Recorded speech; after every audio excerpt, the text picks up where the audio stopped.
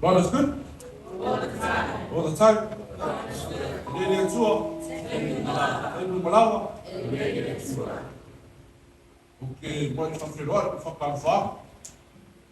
Nau sunga tō inga, whakua. Mai se pa ia le karesia i makumuranga wharu.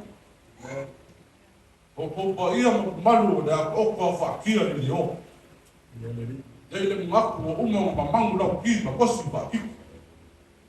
A leka e au. Me ia le teo whakawaa whenu suri. O le whonga kamu ni muli lava lea, ka. Ko whai a sāma le au.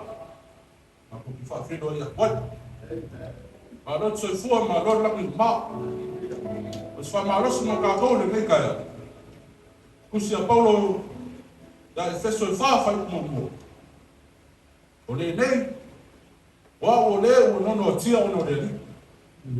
O te ai o yatu yate o tu. Ia o tau sa wali ia tusa mare pala au o wala o nai o tau. O a tau finga o tau fia tātou te ngaro luia. Ia tātou sa wali ai me whamao.